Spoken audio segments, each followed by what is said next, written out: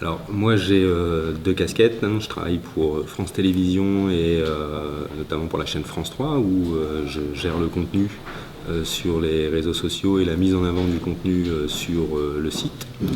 Et la deuxième casquette c'est rédacteur pour le blog que j'ai créé au niveau de la veille digitale où j'écris sur différents thèmes, notamment la gestion de contenu, la stratégie de contenu, la curation et la veille. Donc voilà, ça c'est les deux casquettes que j'ai. Après, l'intérêt du contenu, il est multiple. Mettre en avant un produit, ça peut être un objectif de communication, ça peut être un objectif marketing, c'est-à-dire attirer des gens et attirer des gens pour avoir du trafic sur un site. Voilà, tout dépend de l'objectif et la seule question à se poser, comme je disais dans la présentation, c'est quel est votre objectif avant de réfléchir au contenu que vous allez poster. Donc les cibles, trouver les bonnes cibles. Alors les cibles, c'est aussi un objectif à avoir. Après, on sait très bien que sur une page fan avec des millions de fans, la cible elle est mouvante. Tout dépend aussi de la marque sur laquelle est positionnée la page. Une marque qui est une marque de luxe ou de vêtements n'aura pas du tout la même fréquentation au niveau des fans qu'une marque de voiture de sport ou une chaîne de télévision. Donc les cibles c'est mouvant, il faut s'adapter à sa cible et pour avoir justement cette adaptation et connaître sa cible, tout au moins connaître la fréquentation de votre page ou de votre blog, il faut pouvoir analyser justement les statistiques. Et donc tu parlais de ça tout à l'heure lors de la conférence, les statistiques hyper importantes. Oui, je crois que sans statistiques, sans avoir du recul sur les statistiques et prendre du temps pour analyser au niveau, avoir l'analytics en tout cas de ce que vous avez posté, c'est une importance qui est plus que majeure puisque vous ne pouvez pas imaginer le nombre de visites comme ça juste en regardant le nombre de likes, ça veut rien dire. Un tweet par exemple, les gens qui disent c'est un super tweet parce qu'il a fait 100 retweets. C'est pas sûr, c'est peut-être un tweet qui n'a pas du tout marché. Si votre objectif c'était de faire du trafic et qu'il y a eu 10 clics sur le lien, dans ce cas-là vous vous êtes loupé. Et c'est pas le nombre de retweets qui compte.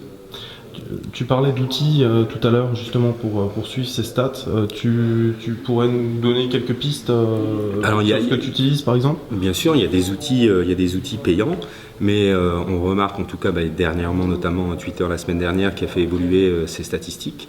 Les statistiques internes des réseaux sociaux sont de plus en plus affinées et apportent des chiffres qui sont extrêmement peaufinés et ciblés.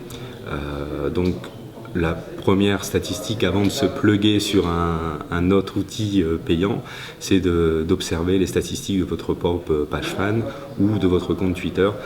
Vous allez déjà avoir au moins un profil et des données qui sont utilisables immédiatement. Et pour tout ce qui se passe en dehors de ces comptes, selon toi Alors au niveau de la veille et de la veille concurrentielle, si c'est ça que tu souhaites aborder, là c'est d'autres outils, forcément on n'a pas accès au stade des marques concurrentes, donc on va utiliser d'autres outils. Il y a des chiffres qui sont publics. Si vous cliquez sur le nombre de j'aime d'une page, vous allez vite savoir s'il y a une campagne de like sur la page en fonction du graphe qui va ressortir, puisque ça c'est public.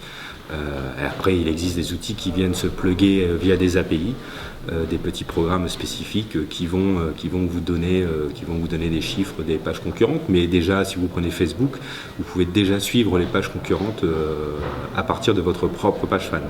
Ça, c'est un outil qui est important. Vous connaissez le nombre de likes, vous savez le taux d'engagement qui a été fait, le nombre de posts qui a été fait par l'administrateur de la page. Donc voilà, ça c'est consultable sans problème, sans avoir besoin d'outils externes. Tu parlais tout à l'heure, toujours lors de la conférence pendant Biz & Buzz, de l'importance de vérifier 3 fois, 10 fois avant de poster. Oui. Tu as des exemples marrants des exemples. Ce qu'il y a, c'est que quand tu es community manager, social media manager ou comment on peut les appeler, extraterrestre manager, tu es en frontal avec ta communauté. À partir du moment où tu es en frontal avec ta communauté, tu n'as pas le droit à l'erreur. La moindre faute d'orthographe sera immédiatement signalée. Si ton image elle n'est pas bonne alors que tu utilises sur Twitter, on sait que c'est 2 fois la largeur, deux fois la hauteur en largeur, donc c'est une image qui est rectangulaire. Si tu mets une image carrée, le message va être coupé s'il y a un message dessus, donc il faut faire ultra attention quand même avant de poster et tester. C'est simple, hein, il suffit d'avoir une page même non publiée pour tester avant ce que tu as fait. Et sur Twitter c'est pareil, hein, tu ouvres un compte que tu fermes immédiatement, tu le rends privé, et tu peux au moins tester tes propres tweets et tes propres médias avant de poster sur la page. D'accord, donc tu as des comptes parallèles. Bien sûr. Alors c'est pas des comptes parallèles, j'ai une page qui me sert qui s'appelle Bac à sable, qui me sert réellement de bac à sable. Donc elle est même pas publiée. Et il n'y a que moi qui ai accès, et je fais des tests dessus, des tests de cover, des tests de post, de format d'image.